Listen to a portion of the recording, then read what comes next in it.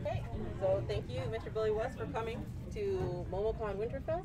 Thank you, miss. We will do just kind of round robin style of questions. Okay. We slate about 15-20 minutes, but if it starts to die down and you guys have free range to ask. Mr. Dog, would you like to go first? He does. Cajun. You can start. No, you can start. No. Okay. Are you Nate or Snoop? Okay, Mr. West, you are the man of voices.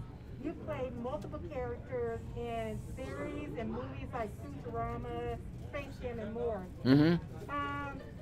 Have you ever had to portray more than one character in a scene? And what was the craziest scene you ever had to do?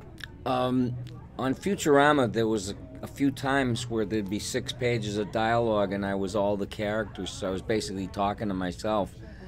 You meet a better class of people that way. No, but that's all I know how to do. I mean, somebody said, how do you do that? It's all I know how to do. I don't know what I would do if I couldn't do that. I'd be selling flowers, downtown.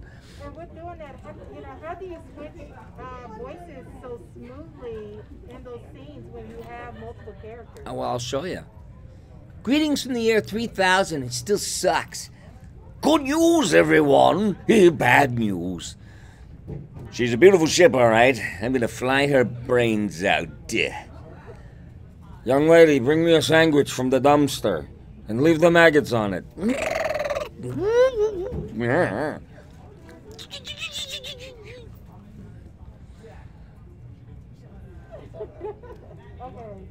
Mr. West. Yes. Mr. West. So. My dad's Mr. West. Well, I'm thinking Kanye West with Mr. West.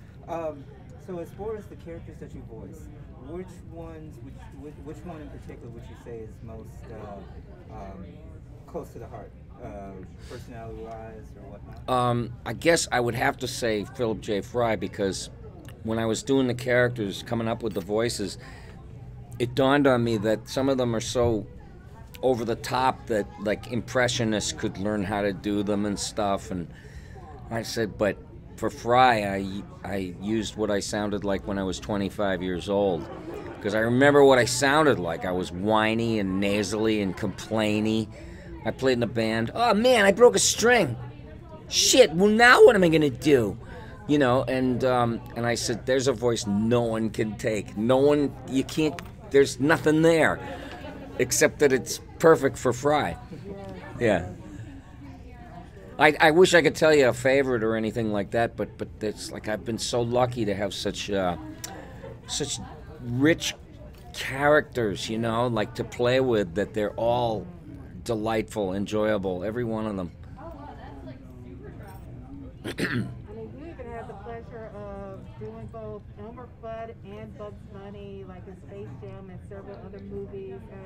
Yeah, and I got to work with Michael Jordan too, Doc. The closest thing to a religious figure that we have. You had, of course, Michael Jordan. You had so many stars in there along with yourself. Oh, man. And you've done all these movies with those iconic characters. I got paid in carrots, too. Okay. What am I going to do with these? So, does it make you feel nostalgic? Bugs Bunny is this icon within the United States. Oh, well, all over the world, really, for probably close to 80 years, 70 years. And you've been playing them for so many years. Yeah, I didn't do it for the latest movie. Okay. I did it for Space Jam. Okay, just the first one. Yeah. Okay. Oh. I mean, why mess up a good thing? I don't know. That's why the second All I know is my stock went way up the minute that movie came out. And the movie didn't do that well.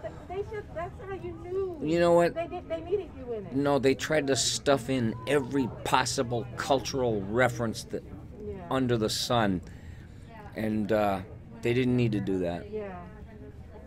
They were trying to get everybody that grew up on Space Jam and the newer generation all together. But people aren't. I don't know. I don't know. I'll talk myself out of a future job if I say any more. First of all, good afternoon, sir. Good afternoon. So how does it feel like coming into MomoCons and all these different cons? Omicron? MomoCon. Oh. and how does it feel like? Because we recently had an interview with Mr. Rob Paulson a few months ago. Yeah, he's such a good friend of mine. So cool and stuff, and you know, you guys are always a big part of everybody, probably in this building right now. Wow. It's childhood. So how does it feel coming in, you know, visiting these MomoCons, being a guest, speaker, and such? Just the feeling Well, for you. to know that I raised you, Pretty much. you look like you grew up okay to me. You don't have screwed up brain waves or anything. Oh my God. I'm hiding it all of us in perfectly. here. You don't have meth in your pocket or fentanyl. No, you look like you're doing okay. No, it's strange. It's very surreal. Like when I first started hearing my voice coming out of every television and every radio, and I said, this is surreal. I had to compartmentalize when I watched Futurama. I had to pretend like I had nothing to do with it so that I could enjoy it without feeling like, oh, you blew that. You could have done it 20 times better. You know, and it's like, no, you got to give birth. It's the creative process. You know, you keep going, I wish I had another chance to go back and do it. No, you can't. So, so I have to pretend like I'm seeing it for the first time, or I'm just enjoying it as anybody else would. And I love the show because of the writing primarily. You know, new takes on jokes. I mean, just like new approaches. Somebody said to Fry, "Hey Fry, I heard beer makes you stupid." And he goes, "No, it doesn't." And I said to the director, David Cohen, I said, "David, no, doesn't." And he goes, "Please read it as written." And I said, "Okay, I'll be back for the $800 fix-it fee or whatever." And then I saw it on TV and I went, "Ah!" And it was the best acting I ever did because I didn't know what I was saying. And Fry doesn't know what he's saying, basically. So it was perfect. That's a question. Yes. Out of all the characters that you voiced, have you ever cosplayed as any of them? No. No, man, I'm 70 years old. What do I want to do that for? How do you go to the bathroom? Depending on which costume. Yeah. And what goes on in there? I don't even know what goes on in those costumes. Full-grown men. Oh, well. It's fun, ain't it? I'd rather see them running around in costume than like out, you know, doing drive-bys and stuff. You know.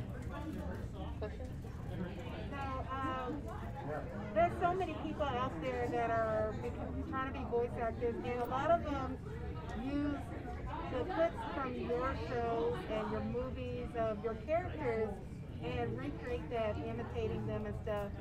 How do you feel when you hear people doing their version of Fry and stuff, coming up to you and talking in your characters' voices? It gives me the creeps.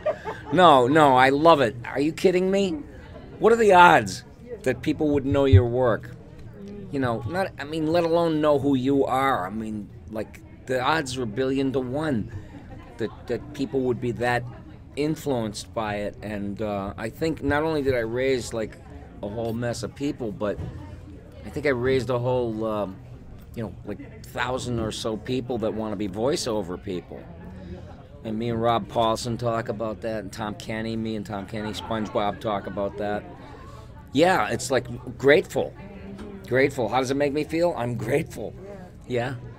Very lucky. Other voice actors come up to you and said, "I was inspired by you. I looked up to you." Yes. Yes. And I don't know what to say. I get all... Any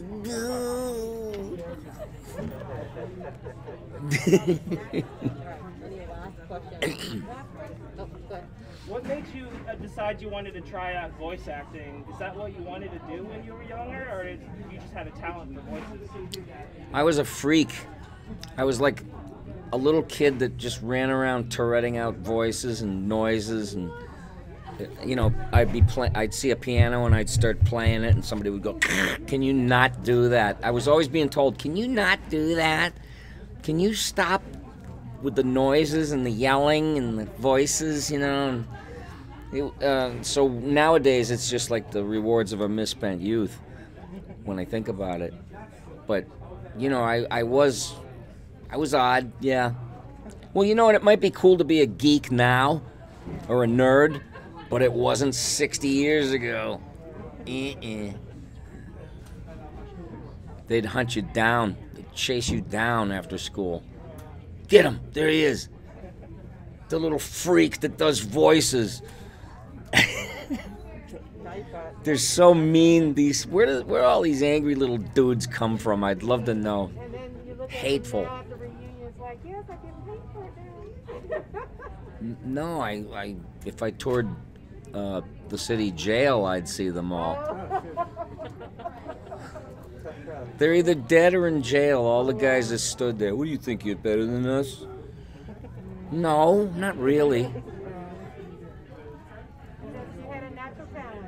Yeah, lucky me. I don't know how to do anything else. Honest to God, I was on the autism spectrum, like high functioning, and my dad thought I was stupid, and I used to get beat around, and I just didn't. Everything was so hard for me to figure out. I had to process everything upside down, backwards, you know, and then until I reprogram myself or think about things in a different way. But all those kids, they have gifts.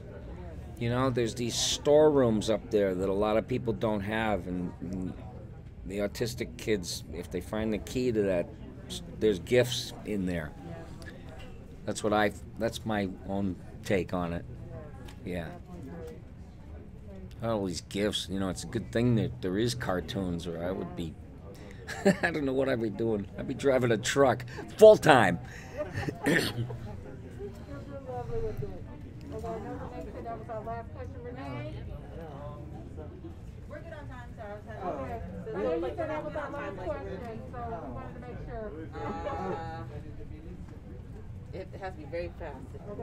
Oh, as far as right now, what do you have in the works that's in the pipeline coming? I'm still doing a show with Matt Groening called Disenchantment. And I'm having so much fun because the characters are just beautiful, just like everything else he creates. And I'm in awe, you know, and just feel, again, lucky to be included in that. And let's see, I'm still doing the M&M's commercials. Do you know every Christmas on TV you see this commercial with the M&M's and Santa Claus? Do you know how long ago that was that I made that? Like 28 years ago. He is real. Yeah, that shows how iconic you are. Huh? That shows how iconic you are. Yeah. She was part of the American landscape. Exactly. Like Lysol. Okay, so that is our time. Thank you so much, everybody. I know it goes by so fast. I gave the full 20, I think, ish. So thank you. If you want to stand up, we won't do our usual photos, but if you want to stand in front of our blue backdrop.